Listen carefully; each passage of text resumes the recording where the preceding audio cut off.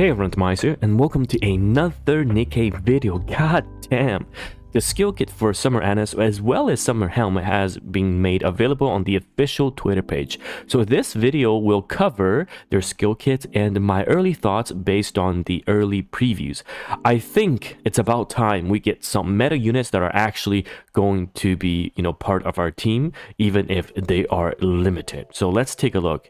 And don't forget, guys, we do have a sponsored summerSS viewer poll right when her banner drops tomorrow. So it's about in the 14-15 hours depending on when this video gets released. Link will be down in the description. Now, first of all, summerSS is the first one that is to go live. It's a supporter type burst 3. That's kind of weird. I don't think we've had a lot of supporter type burst 3s, if any. Electric code and shotgun user, so this is pretty good for energy gen. So skill 1's a passive, activates when entering full burst, affects all electric code allies. So right off the bat, notable electric code allies are going to be Scarlet as well as Guillotine. Guillotine post buff is actually really good. So for all of you Scarlet players, Guillotine might be your saving grace. Now she herself of course will be affected. It's 55% of caster's attack. That's quite a significant buff and lasts for 10 seconds. It doesn't even have to be her own burst 3 that gets activated, right? Because it's when they enter full burst. Okay, so this is really good. And of course, that's not all you get. You also get a whopping 49.28% reload speed buff. This in itself, this one skill is absolutely golden. 10 seconds of massive buffs in the form of attack percentage as well as reloading speed just screams Scarlet support. Absolutely insane. Wow. Now, the second skill is also another passive sparkling missile.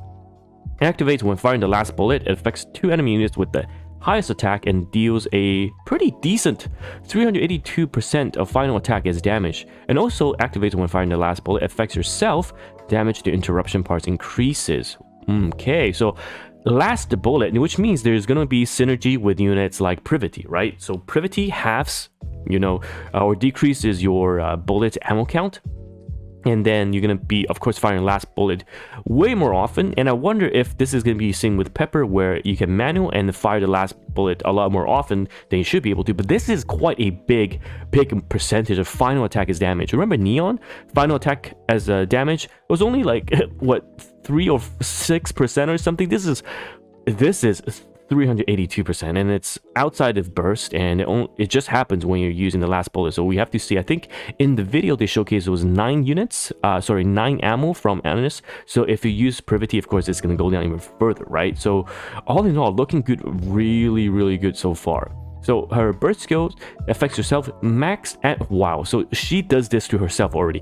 Max ammunition capacity decreases by 74% for 10 seconds, and reloading speed. So between these two, you're getting 57% reloading speed, and of course damages strong elements. This is a bit of a selfish buff, that's all right, but still massive in terms of how her kit can synergize. She's a supporter type, but actually I think that we're looking at a unit that's going to be very similar in terms of what Dorothy brings, right? Dorothy was a pilgrim type supporter, but was so damn good as a supporter type. Lots of damage output. This I can actually see with the Privity, a free unit, mind you, everyone will get. This team on top of Scarlet is going to look so strong. The reload speed is super good. The attack buff is massive. And of course, I'm going to expect this last bullet is going to trigger quite a lot. So this is overall very good to see. Very good to see. Finally, we might be able to see a meta limited unit. Now, going over to Helm. Helm's design is absolutely top tier, but I don't think her skill is as good as summerSS. But let's take a first quick look. Now, her typing is attacker. Burst 2, kind of weird. Supporter burst 3 and attacker burst 2. Assault rifle iron. So this is kind of like rupee almost, right? The normal standard rupee. Her passive skill 1 activates after landing 30 normal attacks. Affects the target and deals 131% of final attack as additional damage. So you can see 30 attack giving additional damage kind of pales in comparison to the 382% of final attack as damage, right? So this final attack, so I'm wondering if, what were the devs thinking when they're looking at the percentages? And it's 30 normal attacks, this is last bullet, which can be manipulated by ammo size. She also activates when entering full burst. So again, very good. This is just full burst. We're now moving into units that basically trigger their passives as you enter full burst instead of having them to do their own burst skill. So this is the cooldown reduction. Previously, there were worries if this cooldown reduction only applied to her own squad, the Aegis squad, but that is not the case. This is basically going to activate every time you enter full burst, and the cooldown will trigger no matter what. You don't have to burst with her like you do with Litter with Dola, right? And it's a burst cooldown skill, goes down by 1.82, then 2.2, then 2.6. So adding them all together, fantastic. Of course, we don't get attack buff, but that's fine. Even the cooldown is going to be really, really good.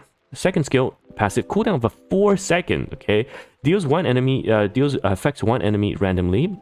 Again, final attack is damage and affects the same target when they belong to electrical. So this is N-type electric code because this is a 5.64 damage increase that stacks up to 5 times, lasts for 5 seconds. So every time, because it's a 4 second cooldown, right, it's going to refresh. So you will get to 5 stacks. That is a 25% damage increase. That is pretty damn good. Now, her burst skill, 20-second cooldown as a burst 2 is always welcome because it's going to be a bridging unit. Affects all enemies, again, does damage as percentage of final attack is damage, and affects the same target again, basically double the damage if they're electric code. Overall, damage taken, the DI damage increase is nice, stacking up to 5 times. And of course, the cooldown reduction is great, but the rest of the kit are not, you know, too crazy, right? This is more of, you know, she can output some damage, but again, she doesn't have any self-buffing skills, so these damage are going to, I'm gonna predict it's gonna be a bit lackluster unless you're against electric type and then you're always dedicated to a burst 2 so you can burst more. That could potentially be, you know, able to propel your damage chart a bit higher. But overall, of course, I think we know already who is the winner just from the skill kit so far. Of course, we will do testing on our viewer polls stream. We'll do polls, we'll test, and then we'll do viewer polls 100% like we always do. But Annis, glad she's the first one because we are going to MLB for at the very least, maybe not sure about core 7 because of support type, but MLB for sure, right? MLB for sure. This kit just screams Scarlet support, and actually I think people might be surprised when you see her. She deals so much damage from herself because remember when Dorothy came out and people were like, oh my lord, her damage is actually insane. So I'm gonna expect the same with her. Helm, her art, her promotional video is goated. We're gonna watch it on stream in a bit, but damn, that looks so good. But skill kit wise, not as meta in my prediction, but of course, I mean, the simps, the commanders will make her work for sure, myself included. So of course, when she comes out, we will test her as well. Let me know your thoughts on those two summer limited. Are we actually going to get a limited meta unit? Finally, I've been waiting. Anyhow, it's TimaeuSS here, and I will see you guys in the next video.